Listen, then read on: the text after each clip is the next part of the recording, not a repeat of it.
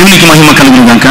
దేవుని ప్రేమించి ఆయన పరిశుద్ధ సన్నిధిని చేరువచ్చిన ప్రియ విశ్వాసులందరికీ మన ప్రభువును ప్రియరక్షకుడైన యేసుక్రీస్తు వారి పరిశుద్ధమైన ప్రభావం కలిగినటువంటి నామమునకు వందనాలు, శుభాలు తెలియజేస్తున్నాను. ప్రభునందు ప్రియులారా, దేవుని కృపను బట్టి 2025వ సంవత్సరం 5 నెలల కాలం మన జీవితంలో అసలు ఎలా గడిచిందో కూడా మనకి తెలియదు. ఇంకా 24లోనే ఉన్నామేమో అన్నటువంటి ఆలోచన. దేవుడు అద్భుతంగా 2025వ సంవత్సరంలో 5 నెలల కాలము ఆశీర్వాదకరంగా మనల్ని నడిపి తిరిగి ఈ జూన్ నెలలో ఈ మొదటి దినమున ఈ మొదటి ఆరాధనలు ఆయన పరిశుద్ధ సన్నిధిని మనల్ని సజీవ లెక్కలో ఉంచడం కేవలము ఆయన కృప తప్ప మన యొక్క గొప్పతనము ఘనత ఏమి లేదు. ఆయన కృపను జ్ఞాపకం చేసుకుంటూ ఇంతవరకు ఆయన స్తుతించుకున్నా. నీ ఉంటే నాకు చాలా యేసయ్యా. ఆయన ఉండడం వలన 2025వ సంవత్సరం జూన్ నెల 1వ తారీఖు వరకు ఎన్ని బాధలున్నా, ఎన్ని కోల్పోయినా, ఎన్ని అవమానాలు ఎదురైనా, ఎన్ని సంఘటనలు మనల్ని సమస్యలోనికి నెట్టేసిన, ఎన్ని కష్టాలు మనల్ని కన్నీటి పాలు చేసిన, ఎన్ని విపత్తులు మన విశ్వాసాన్ని సవాలు చేసిన, మనం ఆయన సన్నిధిలో ఇంకా సజీవ లెక్కలో నిలవగలిగామంటే కేవలము ఆయన మన జీవితంలో ఉన్నాడు కనుకే. ఆయన జీవితంలో ఉంటే, మన జీవితంలో ఉంటే శిష్యులు వారు అద్దరికి వెళ్ళిపోవాలని ప్రయాణం చేస్తున్నప్పుడు, వారు వెళుతున్నటువంటి దోణి మీద తుఫాను రేగినప్పుడు, ప్రభు ఆ సముద్రం మీద నడిచి వస్తున్నప్పుడు, ఆయనను చూసి భూతం అనుకుని కేకలు వేసినప్పుడు, నేనే భయపడకూడదు అని సెలవిచ్చినప్పుడు, ఇలా యోహాను సువార్త 6 చదవసలే, వారు ఆయనను ఎక్కించుకున్నట్టుకు ఇష్టపడినప్పుడు ఆ దోణి వారిని వెంటనే వారు వెళ్లాల్సినటువంటి తీరానికి చేర్చింది. అందుకని కీర్తనకారుడు అంటున్నాడు, వారు కోరిన రేవునకు వారిని నువ్వు నడిపించావు. వారు కోరిన రేవునకు వారిని నడిపించావు. ఈరోజు 2025వ సంవత్సరం జూన్ నెల 1వ దినం. నువ్వే అవసరతలతో ఆశలతో వచ్చావో తెలియదు, కానీ ఆయన నిన్ను ఆదుకొని ఆశీర్వదించే దేవుడు. ఈరోజు ఏర్పాటు చేయబడినటువంటి వాక్య భాగాల నుంచి కొద్ది నిమిషాలు మన జీవితాలు ఆశీర్వాదకరంగా దేవుని యొక్క వాక్యాన్ని మనము ధ్యానం చేసుకుందాం. సమూయేలు మొదటి గ్రంథము 17వ అధ్యాయం 38 నుంచి 42 వచనాలు పాత నిబంధన పాఠం. కొరింథీ మొదటి పత్రిక 1వ అధ్యాయం 26 నుంచి 31 వచనాలు కొత్త నిబంధన పత్రిక పాఠం. ఈ వాక్య భాగాలను చదివినప్పుడు లేదా చదవగా విన్నప్పుడు ఈరోజు మన ధ్యాన అంశము అర్థమైపోవాలి. చాలాసార్లు మన జీవితంలో మన వయస్సును బట్టి, మన స్థాయిని బట్టి, మన బలహీనతలను బట్టి, మనకున్నటువంటి ఈ సోషల్ స్టేటస్, ఈ వీటిని బట్టి చాలాసార్లు లోకం మనం ఏం చేస్తుందంటే తృణీకరిస్తూ ఉంటుందండి. లోకం ఎందుకండి?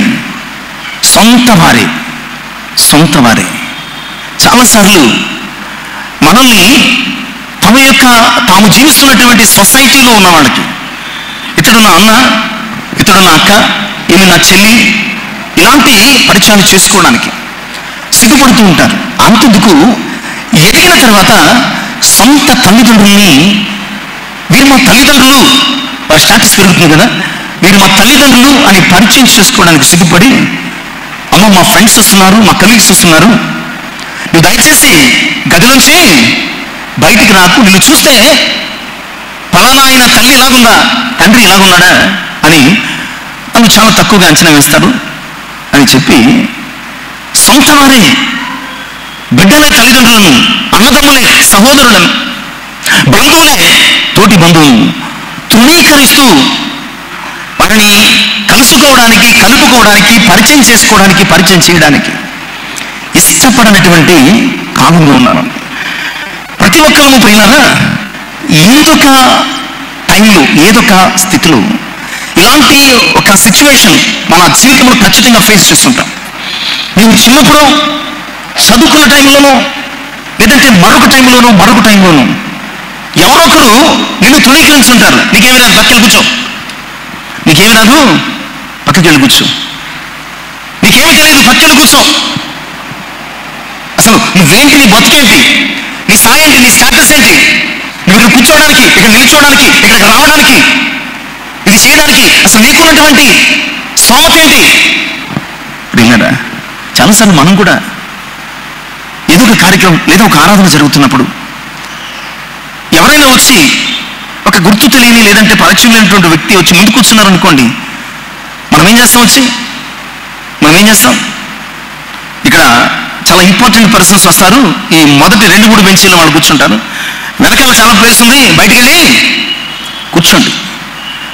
అంటే మనము వారి స్థాయిని బట్టి, వారి రూపాన్ని బట్టి, వారి డబ్బును బట్టి, వారి ఉద్యోగాన్ని బట్టి, వారి అందాన్ని బట్టి, వారి బలాన్ని బట్టి, సమాజంలో వారికి ఉన్నటువంటి పలుకుబడిని బట్టి మనం వారిని గుర్తిస్తూ ఉంటాం, గౌరవిస్తూ ఉంటాం, సన్మానిస్తూ ఉంటాం. అవి లేని వారిని ఏం చేస్తామంటే మనం చాలా సులువుగా తృణీకరిస్తాం. ఒక ఏ గుర్తింపు లేని వ్యక్తి వచ్చి బెంచీలో కూర్చుంటే ఆ వ్యక్తిని అత్యంత సులువుగా వెనక్కి కూర్చోమని చెప్తాం. అదే ఒక స్టేటస్ కలిగిన వ్యక్తి వచ్చి కూర్చుంటే, నువ్వు వెనక్కి వెళ్ళి కూర్చుంటావు. అంతేనా? నువ్వు వెనక్కి వెళ్ళి కూర్చుంటావు. సమాజంలో ఈ డిస్క్రిమినేషన్, ఈ తృణీకరించే, ఈసరించుకుని వేరుగా చూసే ఈ యొక్క అలవాటు అనాది కాలం నుంచి కూడా మన జీవితాల్లో ఉంది. ఇంకో విచిత్రమైన విషయం ఏంటో తెలుసా? మనము ఒకరి చేత, అంటే మనకంటే గొప్పలు కూడా ఉంటారు కదా, మనము ఒకరి చేత తృణీకరించబడతాం. మనం ఏం చేస్తామో తెలుసా?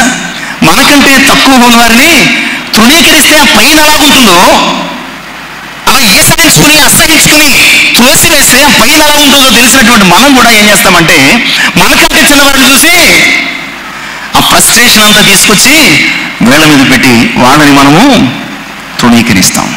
పిల్లరా, ఒక వ్యక్తిని తృణీకరించవచ్చు, ఒక వ్యవస్థ ఇంకొక వ్యవస్థను తృణీకరించవచ్చు, ఒక దేశము ఇంకొక దేశాన్ని తృణీకరించవచ్చు, ఒక సంఘము ఇంకొక సంఘాన్ని తృణీకరించవచ్చు, ఒక కుటుంబము ఇంకొక కుటుంబాన్ని తృణీకరించవచ్చు. బట్ సమస్తాన్ని సృష్టించినటువంటి దేవుడు, తాను సృష్టించినటువంటి ఒక చిన్న పురుగును కూడా ఆయన తృణీకరించడు.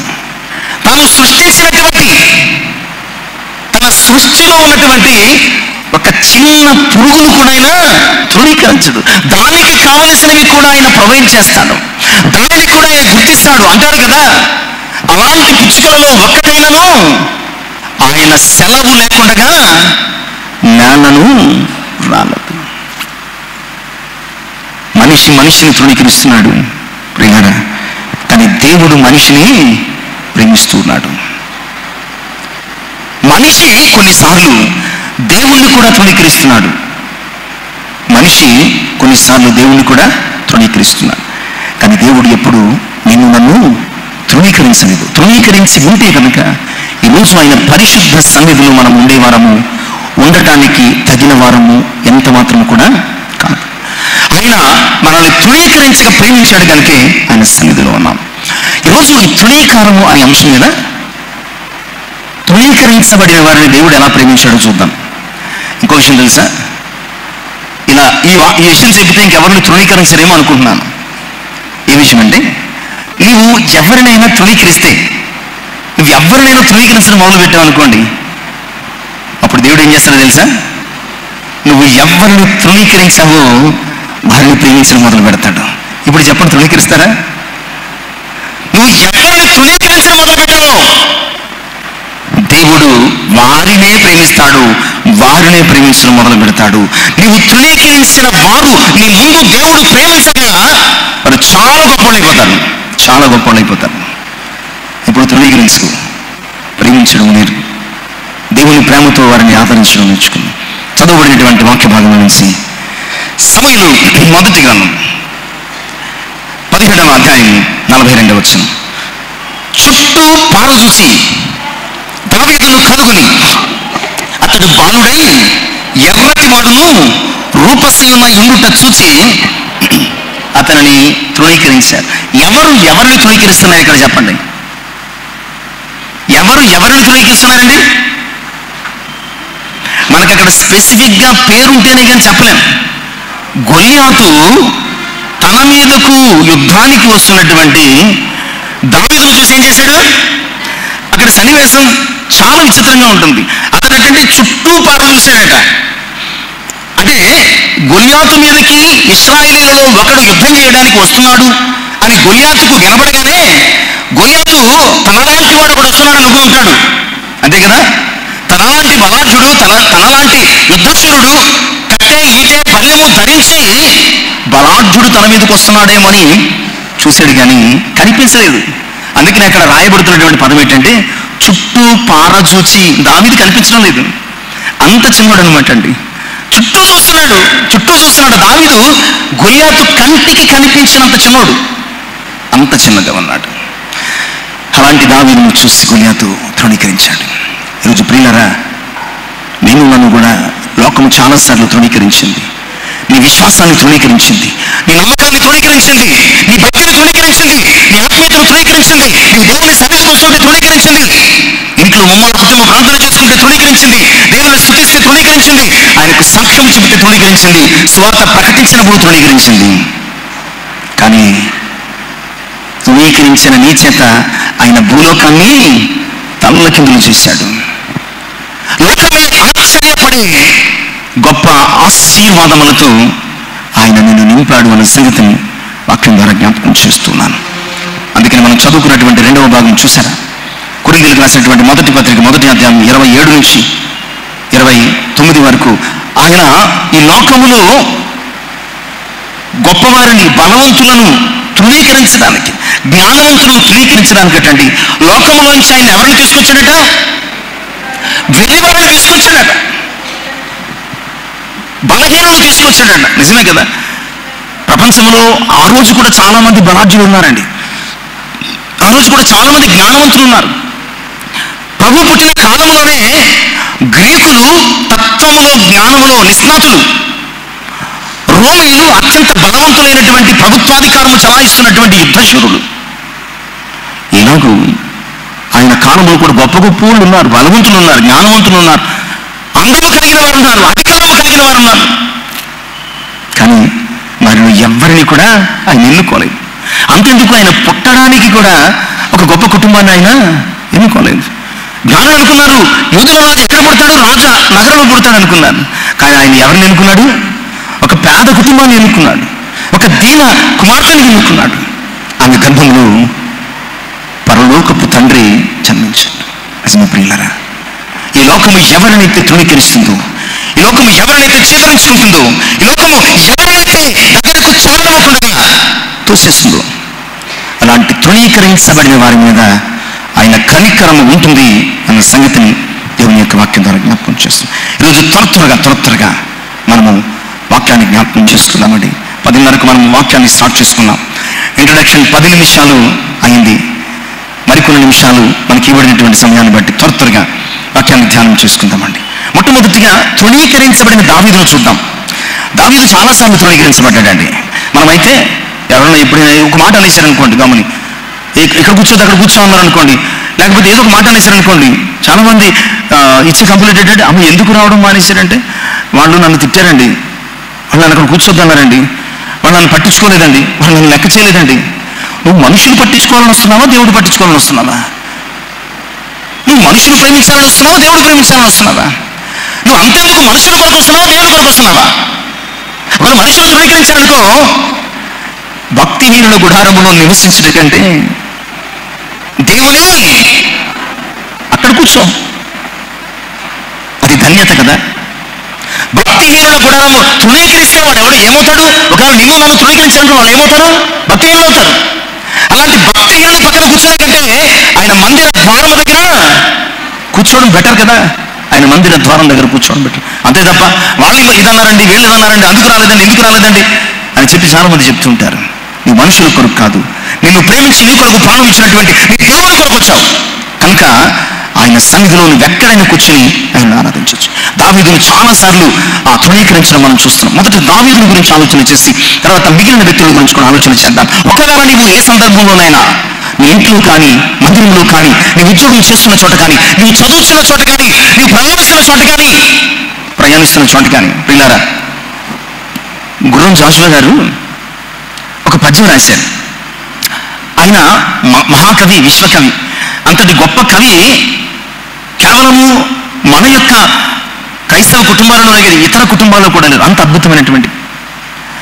ఒకరోజు ట్రైన్లో ప్రయాణిస్తున్నారంట. ప్రయాణిస్తుంటే ఆ ట్రైన్లో ఈయనతో పాటు ఇంకొక పండితుడు ఉన్నాడు. మాటలో మాట వచ్చి, మీరెవరంటే నేను పలానా గుర్రం జాషువా, ఇలా పద్యాలు కవితలు రాస్తూ ఉంటాను అని చెప్పగా, అయితే ఒక కవిత వినిపించినంటే 2-3 కవితలు వినిపించినప్పుడు జాషువా గారి యొక్క ఆ కవితా పాండిత్యానికి, ఆ పద్య పాండిత్యానికి ఆ వ్యక్తి సంభ్రమాశ్చర్యాల్లో నేను ఇంతవరకు ఇలాంటి సరళమైనటువంటి సులువైనటువంటి ప్రాంతీయ భాషలో ఎంత గొప్ప తాత్వికత, భావుకత తెలియజేసే గొప్ప పద్యాలు ఎప్పుడు వినలేదండి. అసలు మీరు ఏమిటి ఏంటి అన్నాడట. ఇదో జబ్బు కదా, ఎంత గొప్పగా చెప్పేసి ఇంత గొప్పగా మాట్లాడేసేసి మీరు ఏమిటి ఏంటి అన్నాడట. నేను పలానా అని చెప్పగానే తక్కువ వేసుకుని పక్క పక్కకి వెళ్ళిపోయాడట. అప్పుడు ఆయన పద్యం రాస్తూ, నా కవిత వధూటి మదనంబు నెగాదగనించి బళాబళి అన్నవాడే నీ బేకులమన్న మాట వెలయించి చివుక్కున లేచిపోవచ్చో బాకున గుమ్మినట్లగునే పార్థివ చంద్ర వచింప సిగ్గను అని ఒక పద్యం రాశాడు. అంటే నా కవితను విని అబ్బో ఎంత గొప్ప కవిత అని పొగిడినటువంటి వాడే నీ ఏ కులము అని అడిగి ఫలానా కులమని తెలిసినప్పుడు నా పక్క నుంచి సడన్ గా లేచిపోయి వెళ్ళిపోతే కత్తితో నా గుండెల్లో గుచ్చినట్టయింది నాకు అన్నాడు. కత్తితో నా గుండెల్లో గుచ్చినట్టయింది అన్నాడు. నిజమే ప్రియులారా, ఎవరైనా తృణీకరిస్తే అలాగే ఉంటుంది కదా మనల్ని, ఎవరైనా అవమానిస్తే అలాగే ఉంటుంది కదా మనల్ని, ఎవరైనా సిగ్గుపరిస్తే నువ్వు లేక నుంచి నువ్వెందుకు వచ్చావు, నేను ఎవరు పిలిచాడు. చాలాసార్లు విందుల్లో కూడా ఇలా మాట్లాడతారు, ఓన్లీ ఒక ముద్ద తినేసి వెళ్ళిపోతాడు, నేను ఎవడు పిలిచాడు, నీకు నిర్దేశం ఇచ్చావా, చాలా మంది అంటూ ఉంటారు. నేను విన్నాను, నేను తింటున్నటువంటి స్థలంలో విన్నాను, ఏం చేయలేక బాధపడ్డాను అనమాట. ఓహో, ఇలాంటి మనస్తత్వాలు కూడా ఉంటాయా ప్రియారా? బట్ మనిషి నిన్ను తృణీకరించవచ్చు. నీ మతాన్ని చూసి, నీ జాతిని చూసి, నీ విశ్వాసాన్ని చూసి, నీ బతుకును చూసి, నీ ఇంటిని చూసి, నీ చదువును చూసి, నీ రూపాన్ని చూసి, నీ పరిస్థితులను చూసి, ఈ లోకంలో నీ సొంత వారు కూడా నిన్ను తృణీకరించవచ్చు. కానీ నీ దేవుడు మాత్రం నిన్ను తృణీకరించడు. నీకు ఎలాగున్నా ఆయనకు కావాలి, నువ్వు ఎలాంటి స్థితి కలిగి ఉన్నా ఆయన నిన్ను ప్రేమిస్తూనే ఉంటాడు. ఎందుకంటే ఆయన నిన్ను నన్ను ప్రేమించి తన ప్రాణం ఇచ్చి తన స్వరూపాన్ని కోల్పోయినటువంటి దేవుడు. చూద్దాం 42వ వచనం మళ్ళా ఒక్కసారి చదువుకుందామండి. 42వ వచనం, చుట్టూ పాలు చూసి దావీదును కనుగొని అతడు బాలుడై ఎర్రని వాడై రూపసేయుడు చూచి. గొల్యాతు దావీదును ఎందుకు తృణీకరించాడో తెలుసా? అతని రూపాన్ని చూసి తృణీకరించాడు. గొల్యాతు దావీదు యొక్క రూపాన్ని చూసి తృణీకరించాడు. ఈరోజు చాలా మంది తమ రూపాలను బట్టి తృణీకరించబడుతున్నారు. చాలా మంది తమ రూపాలను బట్టి తృణీకరించబడుతున్నారని. వారు అందంగా లేరని, వారు నల్లగా ఉన్నారని, వారు పొట్టిగా ఉన్నారని, వారు వైకల్యంతో ఉన్నారని, ఇలాగూ వారి వారి రూపాలను చూసి తృణీకరించిన వారు ఉన్నారు. పిల్లారా, తృణీకరించాలంటే నిజంగా దేవుడు సంఘాన్ని తృణీకరించాలి. తృణీకరించాలంటే దేవుడు ఎవరిని తృణీకరించాలండి? సంఘాన్ని, అంటే మనం తృణీకరించాలి. అయితే ఆ తృణీకరించబడాల్సినటువంటి సంఘముగా ఉన్నటువంటి నీ కొరకు నా కొరకు ఆయన తన ప్రాణం ఇచ్చి రక్షించాడండి. అందుకని పరమగీతాలు ఉంటుంది కదా, నేను నల్లని దాననైనను సౌందర్యవంతురాలను. సంఘము పాపముల చేత తన రంగు కోల్పోయింది. అయినప్పటికీ క్రీస్తు తన రక్తము చేత తిరిగి ఆ సంఘానికి ఏమి ఇచ్చాడటండి? సౌందర్యాన్ని ఇచ్చాడు. అందుకని తన ఎత్తుకుని చెప్తుంది సంఘము, నేను నల్లని దాననైనను సౌందర్యవంతురాలను అని చెప్తుంది. ఇక్కడ దావీదు రూపాన్ని చూసి తృణీకరించాడు. ఒకవేళ నీ రూపాన్ని చూసి, నీ రంగును చూసి, నీ ఆకారాన్ని చూసి, నీ నడకను చూసి, నీ మాటను చూసి ఒకవేళ లోకము తృణీకరిస్తుందా? ప్రియులారా, ఈ లోకమైతే నిన్ను తృణీకరించిందో నీ రూపాన్ని చూసి, ఆ లోకాన్ని జయించగలిగే విశ్వాసాన్ని దేవుడు నీకు ఇచ్చాడు. ఇక్కడ దావీదును గొల్యాతు రూపాన్ని చూసి తృణీకరించాడు. గొప్ప రూపమైనటువంటి గొల్యాతును దావీదు ఏం చేశాడు? ఒక చిన్న రాయితో పడగొట్టాడు. నిజమే, దేవుడు నీకు ఒక చిన్న సమయాన్ని ఇస్తాడు. ఆ సమయంలో నీ రూపాన్ని చూసి నిన్ను తృణీకరించినటువంటి వారే నీ ముందు మోకరించే స్థితిలోనికి వస్తారు. కనుక ఒకవేళ నీ రూపాన్ని చూసి తృణీకరించబడుతున్నావా, నువ్వు ఎప్పుడు కూడా దిగులు పడకు. ఎందుకంటే నీ రూపము ఎవరిది? నీ రూపము ఎవరిది? ఒకవేళ నీ రూపాన్ని చూసి ఎవరైనా నిన్ను తృణీకరిస్తే, ఎవరిని తృణీకరిస్తున్నట్లు? నీ దేవుని తృణీకరిస్తున్నట్లు, నిన్ను కాదు. కనుక నువ్వు చక్కగా సగర్వంగా నీ వాడు ముందు తీసుకుంటు. ఇక దావీదును తృణీకరించబడినటువంటి రెండవ సందర్భం చూద్దాం. సమూయేలు మొదటి గ్రంథము 16-11 అండి. త్వరగా చదువుకుందాం, చాలా అంశాలు ఉన్నాయి. సమూయేలు మొదటి గ్రంథము 16-11 చదువుకుందామండి. నీ కుమారుడు ఇక్కడ ఉన్నారా అని యెషయిని అడగగా, యెషయికి there is lot of difference. యెషయి ఓకే చదవండి సార్. అతడు ఇంకా కడసారపు వాడున్నాడు, అయితే వాడు గొర్రెలు కాసుకుంటున్నాడు. దీనిని ఫీల్ మాడ్యులేషన్లో చెప్తే, మనం ఫీల్ అవుతూ ఆ మాడ్యులేషన్లో చెప్తే ఎలా ఉంటుందంటే, ఉన్నాడులేండి, ఇంకా చిన్నవాడు ఏదో ఉన్నాడు, అడు గొర్రెలు కాసుకున్నాడు, అందుకు మించి ఎందుకు పనికిరాడు అన్నట్టుందన్నమాట. అంటే దావీదు తృణీకరించబడుతున్నాడు. ఎవరి చేత? సొంత తండ్రి చేత. దావీదు తృణీకరించబడుతున్నాడు. మనకంటే పెద్దవాడైనటువంటి అన్నల్ని ఎక్కడ పెట్టాడండి? మిలిటరీలో పెట్టాడు, ఉద్యోగం ఇప్పించాడు, ప్రభుత్వ కొలువుల వారు సైన్యంలో ఉన్నారు, సైనికులుగా వారు జీవిస్తున్నారు. కానీ దావీదు అతడు కడసారపు వాడని, వీడింటికి పనికిరాడని గొర్రెలను కాయడానికి అప్పగించేశాడు. నిజమే, చాలాసార్లు చిన్నోళ్లను తృణీకరిస్తూ ఉంటారు. ఏం తెలియదు, చిన్నోడు. ఓ చిన్న బాలిక గొప్ప యుద్ధాలు చేసి సిరియా దేశానికి అనేక విజయాలను అందించినటువంటి నయమాను కుష్ఠరోగము పోగొట్టడానికి కారణమైందండి. అవునా కదా? ఒక చిన్న హృదయ పేతురు చెరసాలలోంచి విడిపించబడ్డాడు అన్న శుభవార్త చెప్పింది. ఎవడూ నమ్మలేదు. ఏదో పిచ్చి పట్టింది అని అన్నారు. చిన్న బాలుడైనటువంటి సమూయేలు పెద్ద దైవజనుడైనటువంటి ఏలీకి వినపడని దేవుని స్వరమును అన్నాడు. ఇలా చూసుకుంటూ వెళ్ళిపోతే ప్రియులారా, చిన్న పెద్ద అని కాదు, కానీ ఆయన ఎవరినైనా ప్రేమించే దేవుడు. చాలాసార్లు మనము చిన్నోడు నీకేం తెలియదు, పరిశుద్ధ గ్రంథంలో ప్రియులారా నీకు తెలుసు, ఆయన చిన్నోడిని గొప్పోడిని చేశాడు. నేను కూడా చిన్నోడిని, మా ఇంట్లో నేను కూడా చిన్నోడిని. ఆయన చిన్నోడిని అలాగని పెద్దోళ్ళు వదిలేసాడని కాదు, డోంట్ థింక్ అదర్వైజ్. ఇక్కడ మళ్ళీ యాజిటేషన్ వచ్చేస్తుంది. పెద్దోళ్ళు వదిలేసాడని కాదు, ఒకవేళ నేను తృణీకరించారా, చిన్నోడు అని, ఏమీ తెలియదని, ఎందుకు లేనివాడని, కడసారపు వాడని తృణీకరించారా, నేను తీసుకొచ్చి మొదలు పెడతాను. ఇది స్టార్టింగ్ నుంచి ఉన్నదే. హేబేలు మొదలుకొని ఈరోజు నీ వరకు, నా వరకు మనుషులు నీవు కడసారపు వాడన్నారేమో కానీ, మనుషులు నీవు చిన్నోడు అన్నారు కానీ, నీకేమీ తెలియదని మనుషులు అన్నారు కానీ, దేవుడు మాత్రం తీసుకొచ్చి వాళ్ళని మొదట స్థానమును పెట్టాడు. నువ్వు చూపించవయ్యా, దేవుడు నీ కొడుకుల్లో ఒక కొడుకును ఇశ్రాయేలు సామ్రాజ్యానికి రాజుగా ఎన్నుకున్నాడంటే, యెషయి పెద్దవాడిని తీసుకొచ్చాడు, చిన్నవాడిని, రెండోవాడిని తీసుకొచ్చాడు, మూడోవాడిని తీసుకొచ్చాడు, నాలుగోవాడిని తీసుకొచ్చాడు. సమూయేలు అడిగితేనే కానీ దావీదు గురించి అసలు ఊసు కూడా ఎత్తలేదాడు. అంటే వాడు పనికిరాడనుకున్నాడో, వాడు ఎందుకు కొరగాడనుకున్నాడో ఏమో తెలియదు.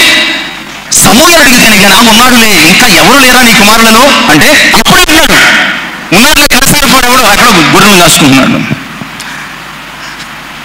యెషయి కడసారపు వాడు అనుకున్నటువంటి దావీదు 2 క్రూర మృగాలను చంపాడు. ఈ మొదటి 7 కుమారులు ఏం చంపారో లేదు, ఎక్కడ రాయబడలేదు. కనీసం ఒక శత్రువునైనా చంపారో లేదో తెలియదు. గొల్యాతు వస్తే పారిపోతున్నారు, ఇలా గొల్యాతు వస్తే పారిపోతున్నారు. కానీ దావీదు సింహము ఎదుట మేకలను పట్టి వస్తే ఈ కడసారోడు చిన్నోడు పనికిరాడు అనుకున్న వాడు ఎదురెళ్ళి వాటిని మేకపాలను చీల్చేసినట్టు చేశాడు. లోకము నిన్ను ఎన్నిక లేని వ్యక్తిగా చిన్నగా చూస్తుందేమో, నీకేం తెలియదు అంటున్నాము. దేవుడు నిన్ను వాడుకోవడానికి తన ప్రణాళికను రచించాడు.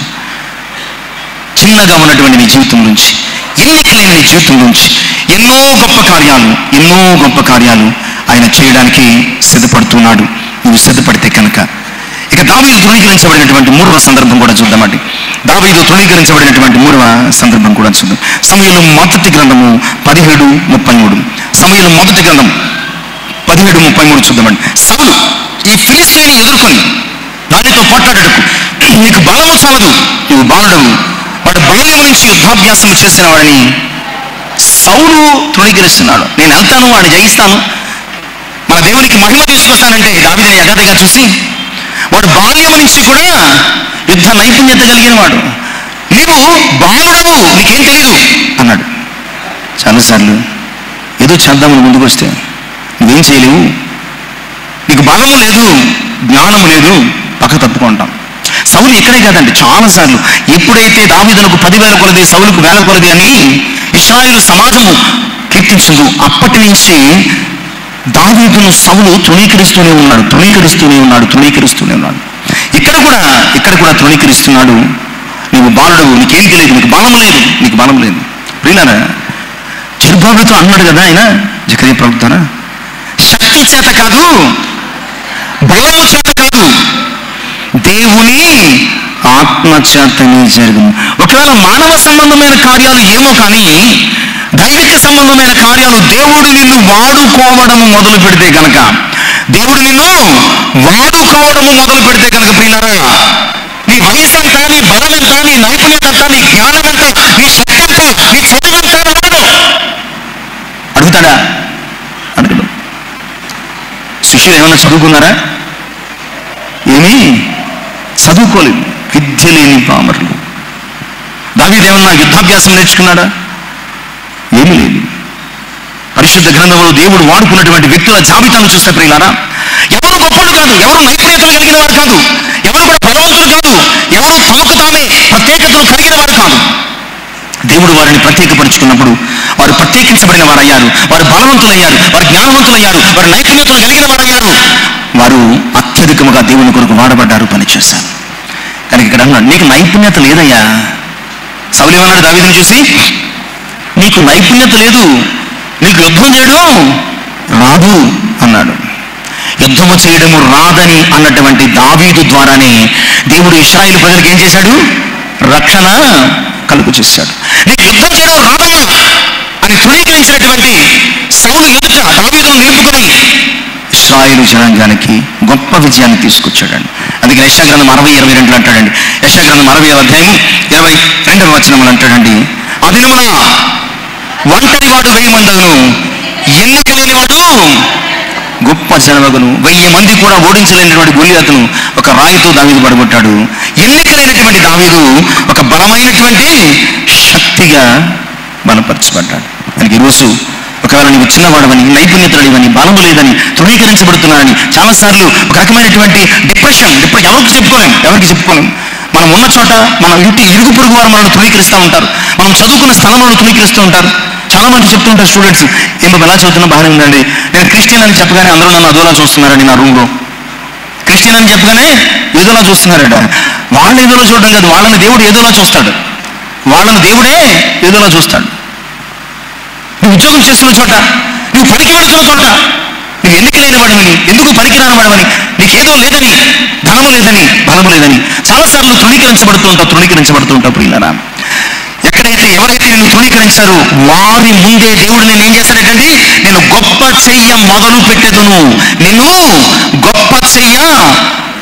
పెట్టెదను. దావీదు గొప్ప చేయడం మొదలు పెట్టేశాడు. ఇక దావీదు జీవితం మరొక విషయం చూద్దామండి, తృణీకరించబడినటువంటి మరొక సందర్భం. సమూయేలు 2వ గ్రంథం 5వ అధ్యాయం 7వ వచనం. సమూయేలు 2వ గ్రంథం 5వ అధ్యాయం 7వ వచనం.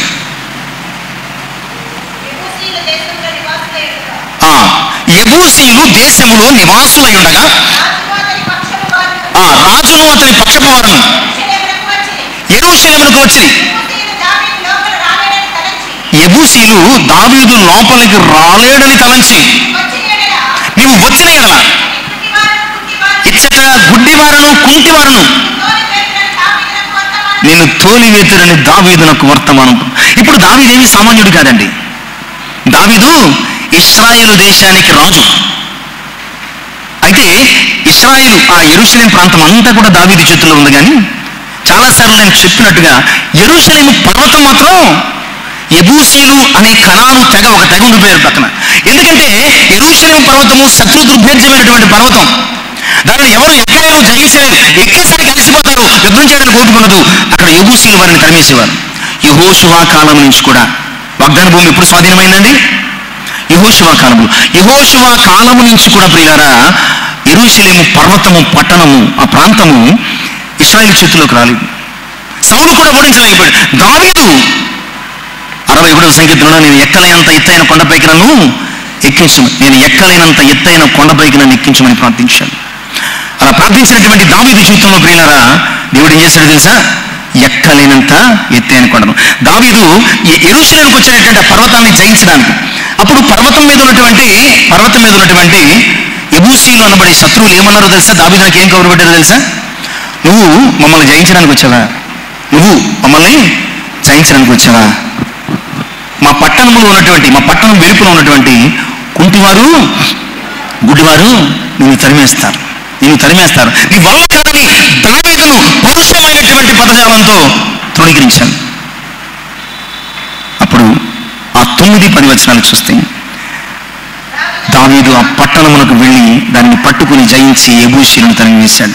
కనుక నేటి వరకు ఆ పట్టణానికి ఏం పేరు? David's town. మనం చాలాసార్లు క్రిస్మస్ హిమ్స్ లో చూస్తూ ఉంటామండి పాట. డేవిడ్స్ టౌన్, దావీదు పట్టణం. ప్రభు పట్టణం గురించి కూడా ఏం రాయబడింది? దావీదు పట్టణమందు.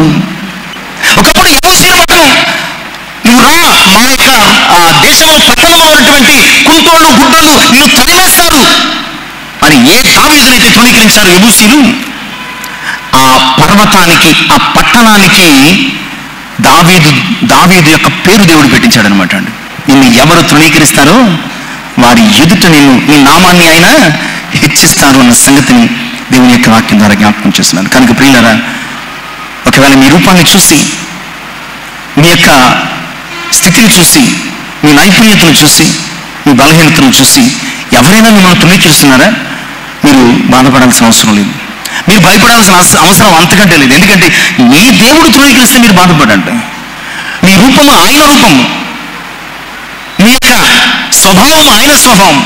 ఎవరో తృణీకరించారని మీరు భయపడాల్సిన అవసరం. ఎందుకంటే మిమ్మల్ని తృణీకరిస్తే మీ దేవుణ్ణి తృణీకరించినట్లే. ఇది దావీదు వరకు.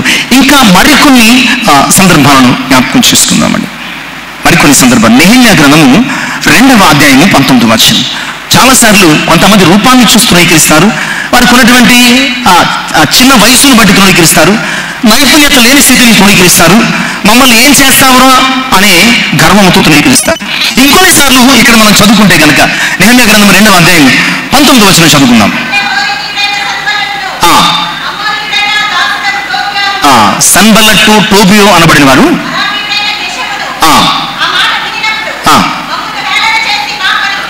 ఆ మాటను విన్నప్పుడు, ఏ మాట? యెరూషలేం ప్రాకారాలు, గుమ్మాలు నిలబెట్టడానికి నెహెమ్యా బృందం వచ్చింది. ఈ మాటలు విన్నప్పుడు ఏంటంటే టోబియా, సన్బల్లట్టు అనేవారు ఏం చేశారటండి? నెహెమ్యా వారి బృందాన్ని ఏం చేశారు? హేళన చేసి మా పనిని తృణీకరించారు. చాలాసార్లు ప్రియారా మనం చేసే పనిని ఏం చేస్తారో తెలుసా అండి? తృణీకరిస్తారు. ప్రతిసారి ఏం పని చేసినా అప్రిషియేట్ చేయరు. చాలాసార్లు అది రైతే, దానిలో తప్పే ఉండదు. బట్ ఎక్కడైతే మనల్ని ఒప్పుకుంటే, మన పనిని పొగిడితే వాళ్ళు చిన్నోళ్ళు అయిపోతారని చాలాసార్లు మనం ఎంత మంచి పని చేసినా, ఎంత గొప్ప పని చేసినా మనల్ని ఏం చేస్తారు? తృణీకరిస్తూ ఉంటారు. మీరు ఉద్యోగం చేసిన చోట చూడండి, ఇది ఫలానా అని తెలిసినప్పుడు మీరు చేసే పనిని ఎవరు అప్రిషియేట్ చేయరు, ఎవరు పొగడరు, గుర్తించరు. సరిగా నువ్వు చేస్తున్న ప్రతి పనిని హేళన చేస్తారు, ప్రతి పనిని తప్పుపడుతూ ఉంటారు, ప్రతి పనిని చులకనగా చూస్తూ ఉంటారు, ప్రతి పనిని వారు ఏం చేస్తారంటే విమర్శిస్తూ ఉంటారు. వీళ్ళారా, ఇక్కడ నెహెమ్యా అతని బృందము చేస్తున్న పనిని టోబియో, సన్బల్లట్టు అని వారు ఏం చేశారండి? తృణీకరించారండి, తృణీకరించారు. ఇక్కడ మాత్రమే కాదు, 4వ అధ్యాయంలో 2-3 వచనాల్లో కూడా వారు కట్టినటువంటి గోడ మీదటండి, ఎవరు? నెహెమ్యా అతని బృందము కట్టినటువంటి గోడ మీదట ఒక నక్క ఎగిరిన ఎడల అది పడిపోవును, అది పడిపోవు అని తృణీకరించారట. ప్రతిసారి వారు గోడ కడుతున్న ప్రతిసారి, వారు పనిచేస్తున్న ప్రతిసారి, వారు దేవుని పనిలో ఉన్నటువంటి ప్రతిసారి కూడా తృణీకరిస్తూ ఉంటారు. చాలాసార్లు దేవుని పనిలో ఉన్నప్పుడు, దేవుని సన్నిధిలో ఉన్నప్పుడు మనల్ని కూడా తృణీకరిస్తూ ఉంటారు. పాట పాడుతున్నప్పుడు, ప్రార్థన చేస్తున్నప్పుడు, పరిచయం చేస్తున్నప్పుడు, ఇంకా ఏదేదో చేస్తున్నప్పుడు ప్రియులారా మనల్ని విమర్శిస్తూ ఉంటారు, మనల్ని తృణీకరిస్తూ ఉంటారు. మనం చేసిన పనిని వారు ఇబ్బంది పెడుతూ ఉంటారు ప్రియులారా. అలాంటప్పుడు నెహెమ్యా ఏం చేశాడో తెలుసా? దేవా, ఇప్పుడు మా చేతులను, వారు తృణీకరించిన ప్రతిసారి కూడా ఇరిటేట్ అయిపోయి వాళ్ళ మీద తెగబడలేదు నెహెమ్యా. వారు తృణీకరించిన ప్రతిసారి కూడా ఏం చేశాడండి? ప్రార్థించాడు. చాలాసార్లు చెప్పినట్లు కేవలము 52 దినములలో నెహెమ్యా ఆ యొక్క దేవాలయ ప్రాకారాలను, ఆ గుమ్మాలను కట్టేశాడు. 6వ అధ్యాయం 15-16 వచ్చిన ఆ దేవాలయ ప్రాకారాలను, పట్టణపు ప్రాకారాలను, ఆ గుమ్మాలను కట్టేశాడు. అదొక వండర్ అనమాట అండి, అదొక వండర్. ప్రియులారా, ఈరోజు నువ్వు చేస్తున్న పనిని తృణీకరించేవారు, నువ్వు చేస్తున్నటువంటి పరిచయాన్ని తృణీకరించేవారు, ఇలా చేస్తున్నారు, అలా చేస్తున్నారు. చాలాసార్లు ప్రియులారా మనము ఎవరైనా పని చేస్తున్నప్పుడు చాలా సులువుగా వాళ్ళని డిస్కస్ చేస్తూ ఉంటారు. ఇలా ఇటని ఒక సామెత ఉంది, గట్టునున్న వాడికి ఏం తెలుసు, చేలో ఉన్నవాడి బాధ. ఒడ్డునున్నవాడికి ఏం తెలుస్తుంది, లోపల ఇదే వాడి బాధ. ఆ స్థలంలో ఉండి నువ్వు పని చేస్తే, ఆ స్థానంలో ఉండి నువ్వు పని చేస్తే, ఆ స్థితిలో ఉండి నువ్వు పని చేస్తే నీకు అర్థమవుతుంది. ఆ లోతులోనికి దిగి నువ్వు పని చేసినప్పుడు పని లోతుగా అర్థమవుతుంది. గట్టు నుండి నేను చెప్తా, ఇలా చేయండి. అప్పుడప్పుడు సమాధులంలోకి వెళ్ళినప్పుడు, బర్యాలు చేస్తున్నప్పుడు లోపల దిగుతారండి ఇద్దరు. దిగడం అంటే సెంటిమెంట్ ప్రకారం, వాళ్ళ పరిస్థితి ప్రకారం దిగడం చాలా కష్టమే. లోపల దిగితే ఈ చుట్టూ గట్టు ఉంటారు, సమాధి గట్టును చుట్టూ ఉండి ఈ పక్క పెట్టి, ఆ పక్క పెట్టి, ఆ పక్క పెట్టి, ఈ పక్క పెట్టి. నేను చాలా ఒక 10-15 ఏళ్ళ క్రితం ఇలాగే జరుగుతుంటే చనిపోయినటువంటి వ్యక్తి, ఆ బిడ్డలు అన్నారు, ఒక్కసారి పెద్ద కేకేసి అందరూ నోరు మూస్తారా అని. అంటే అంత ఇరిటేషన్ అనమాట అండి, అంత ఇరిటేషన్ కలిగి చేశారు.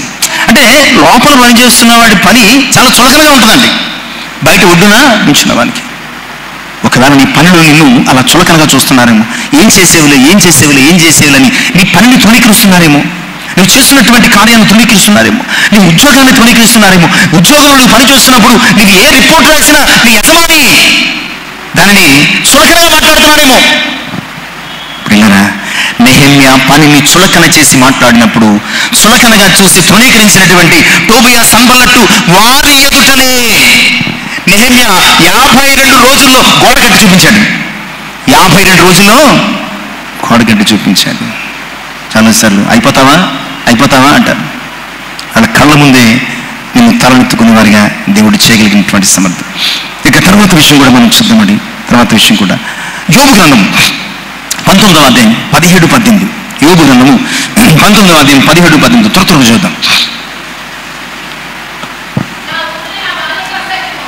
నా ఊపిరి నా భార్యకు అసహ్యము, నేను కన్న కుమారులకు ఆ నా వాసన అసహ్యము.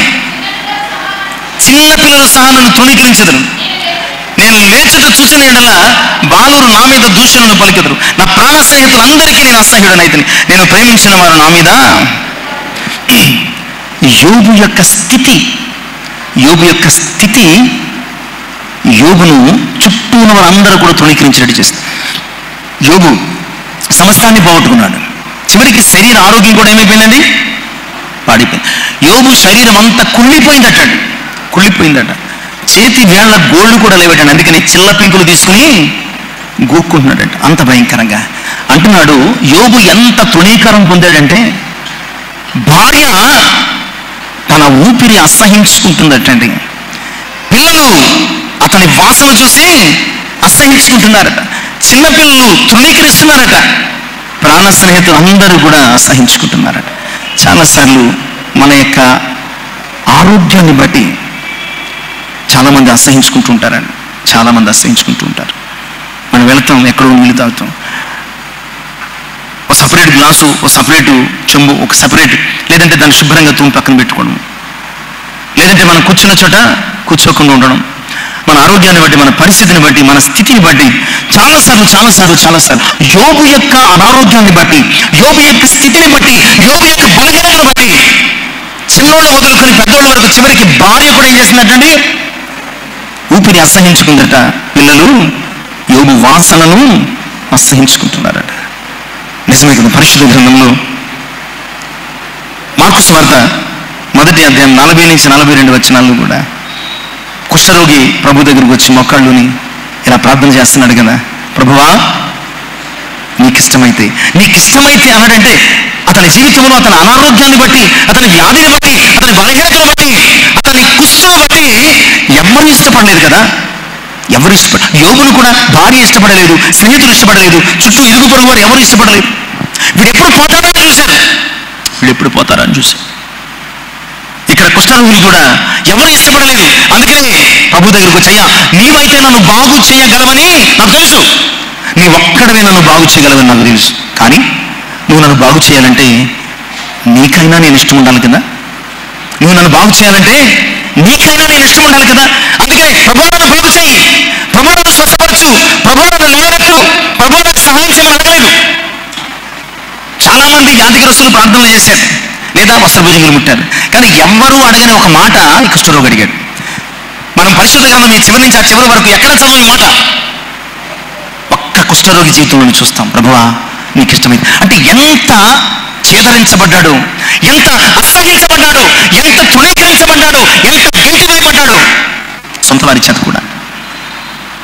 అంత బాధను అనుభవించి ఆయన బాగు చేయగలడని తెలిసి ఆయన పాదాల దగ్గరికి వచ్చి, అయ్యా నేను ఫోర్స్ చేయను, నిన్ను బలవంత పెట్టను, నీకు ఇష్టమైతే నన్ను బాగు చేయను, నీకు ఇష్టమైతే నన్ను బాగు చేయి. ఎందుకంటే ఇప్పటి వరకు నాకు రోగం వచ్చేది మొదలుకొని ఎవరు నన్ను ఇష్టపడిన వారు లేరు. నన్ను కన్నవారు, నా తోబుట్టువులు, నా బంధువులు, నా స్నేహితులు, సమాజం కూడా నన్ను తృణీకరించింది, గెలిచేసింది, రాళ్ళు చుట్టుకొట్టి సమాజము వెలుపలకు నన్ను తోలేసింది, ఒక కుక్కను తోలినట్టుగా తోలేసింది. బ్రహ్మ ఇలాంటి నన్ను నువ్వు ఇష్టపడగలవా? నువ్వు ఇష్టపడితే కనుక నేను స్వస్థపరచబడగలను నీ ద్వారా. ఇప్పుడు ప్రభు అన్నాడు, నాకు ఇష్టమే, చేయి చాపి ముట్టి, కనికరపడి చేయి చాపి ముట్టి, నాకు ఇష్టమే శుద్ధుని కమ్మని ముట్టినప్పుడు బాగు చేయబడ్డాడు. ఒకవేళ నీ రోగము ఈ లోకము చేత నువ్వు అసహించబడుతున్నావా? నీ యొక్క స్థితిని బట్టి ఈ లోకము నిన్ను అసహించుకుంటుందా? నీ పరిస్థితులను బట్టి ఈ లోకము నిన్ను చేదరించుకుంటుందా? చాలాసార్లు ఈ లోకము నిన్ను ఆ రీతిగా చేదరించుకున్నప్పుడు నీ దేవుడు నేను ప్రేమిస్తున్నాడన్న సంగతిని జ్ఞాపకం చేసుకో. ఒకవేళ లోకానికి నీవు అసహ్యం కావచ్చేమో, లోకులకు నీవు అసహ్యం కావచ్చేమో, నీ దేవునికి ఎప్పుడు కూడా నీవు ఇష్టడివి. యోగుని బాగు చేశాడు, కుష్ఠరోగిని కూడా బాగు చేసినట్టు మనం చూస్తూ, ఇక తర్వాత అంశం కూడా మనం చూద్దామండి. లూకాసు వార్త 18వ అధ్యాయం 11వ వచనం. లూకాసు వార్త 18వ అధ్యాయం 11వ వచనం త్వరగా చదువుతామండి. పరిసయ్యుడు నిలవబడి, దేవా వ్యభిచారులను, అన్యాయస్తులను, ఈ సుంకరి వలనైనను. చాలండి, ఇక మనకు తెలుసు ఇద్దరు ప్రార్థన చేయడానికి దేవాలయానికి వెళ్ళారు. అందులో ఒకడు నేనే పరిశుద్ధుణ్ణి అనుకుని పరిశుద్ధుడు ఒకడు, రెండవవాడు సమాజం చేత పాపి అని పేరు పెట్టబడినటువంటి సుంకరి. మొదట చూసారా, అక్కడ కూడా ప్రయారిటీ ఎవరికి వచ్చింది? మొదట ప్రార్థన చేసే ప్రయారిటీ ఎవరికి వచ్చింది? పరిసయ్యుడికి వచ్చింది. పరిసయ్యుడు ప్రార్థన చేస్తున్నాడు, లేచి అయ్యా నేను చూడలేను, వ్యభిచారులనైనను, లేదా అన్యాయస్తులైనను, ఈ సుంకరి వలనైనను. అంటే పరిసయ్యుడు తన ప్రార్థన తాను చేసుకోవచ్చు కదా. పరిసయ్యుడిని తన ప్రార్థన తాను చేసుకోవద్దని ఎవరైనా అన్నారా? చేసుకోవచ్చు కదా. తన ప్రార్థన తను చక్కగా చేసుకోవచ్చు, ఏ ప్రాబ్లం లేదు. అతని ప్రార్థనలో సుంకరి గొడవ ఎందుకు? అతని ప్రార్థనలో సుంకరి గొడవ ఎందుకు చెప్పండి. చాలాసార్లు ప్రియులారా, మన స్థితి మనం చూసుకోకుండా పక్క నుండి విమర్శిస్తూ ఉంటాం.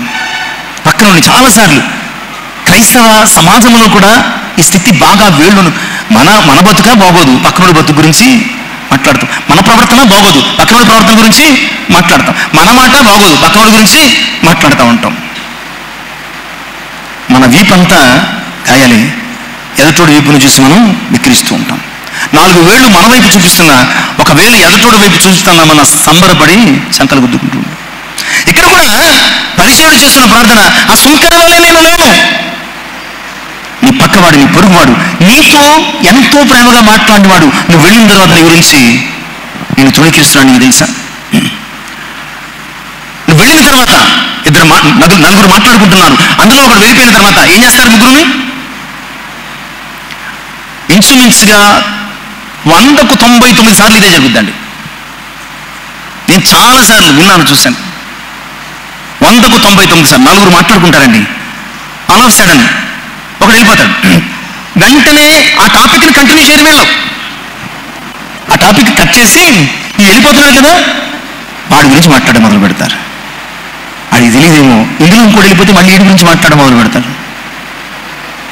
అందుకని ఒక పండితుడు అన్నాడు, నేను చెప్పాను, గతంలో కూడా చెప్పాను, మనము లేనప్పుడు మన గురించి మాట్లాడుకునేవాడు, మనము లేనప్పుడు మన గురించి మాట్లాడుకునేవాడు మానసిక నపుంసకుడు అన్నాడు.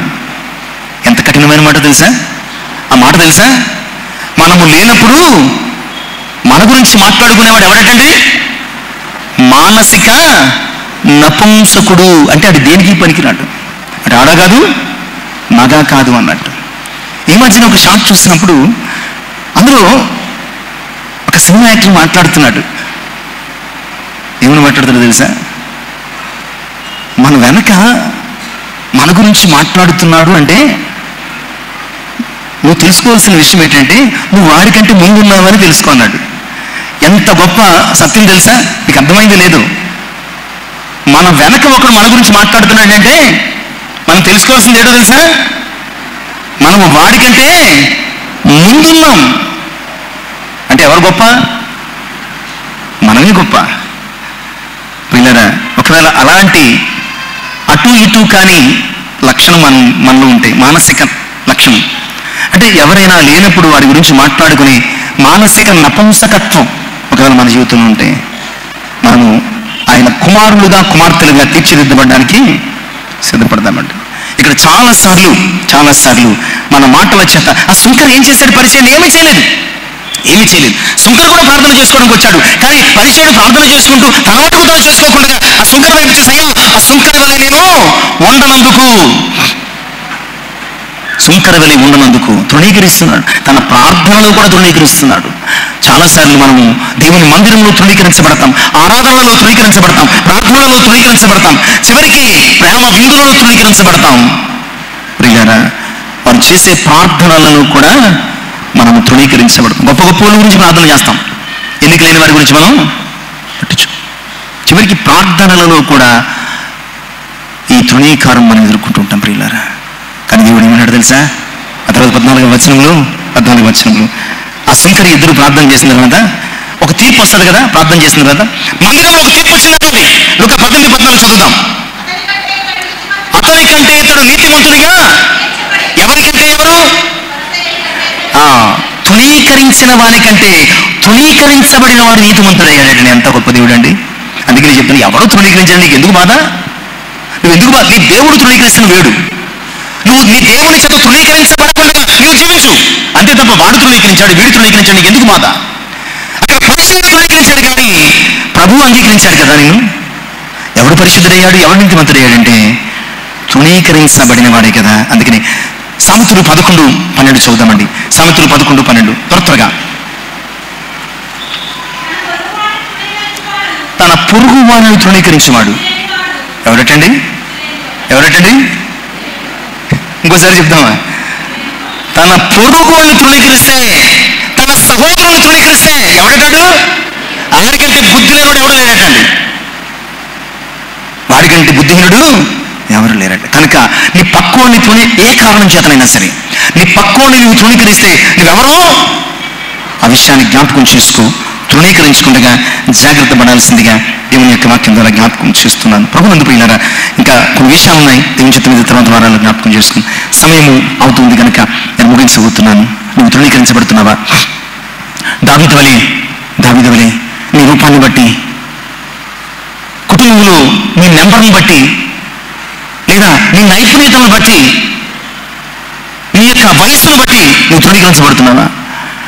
నెహెమ్యా వలె నువ్వు చేస్తున్న పనిని బట్టి తృణీకరించబడుతున్నావా? ఒకవేళ యోబు వలె, ఆ కుష్ఠరోగి వలె నీకున్నటువంటి వ్యాధిని బట్టి తృణీకరించబడుతున్నావా?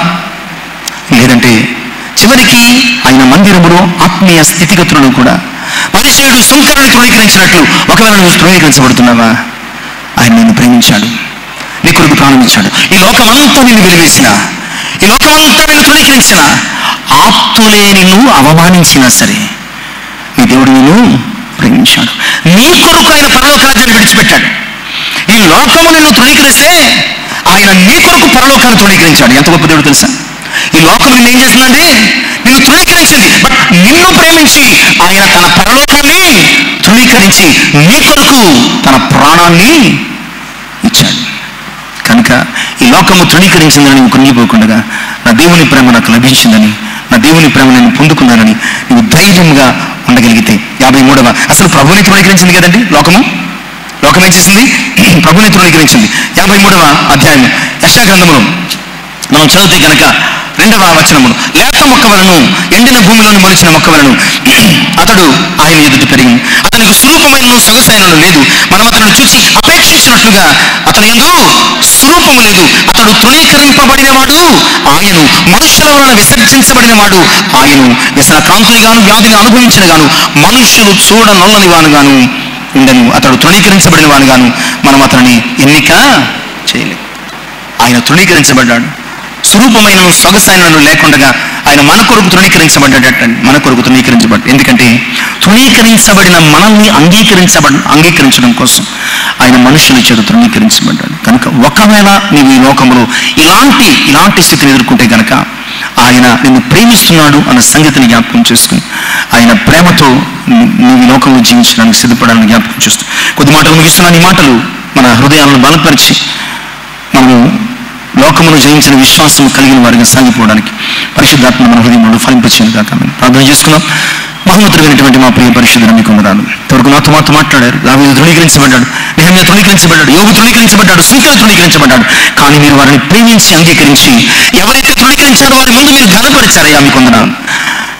మాటలు ఈ లోకంలో అనేక రీతిలో తృణీకరించబడుతున్నా మా జీవితాలకు ఆశీర్వాదకరంగా ఉండడానికి ధైర్యము విశ్వాసం కలుగజేయడానికి ఫలింపచేయమని సమస్త మహిమ ఘనత ప్రభావం మీరు యేసు నామమున ప్రార్థించి వేడుకొనుచున్నాం తండ్రి. ఆమేన్. దేవునికి మహిమ కలుగును గాక. దేవుని దీవించి ఆశీర్వదించును గాక. ఆమేన్.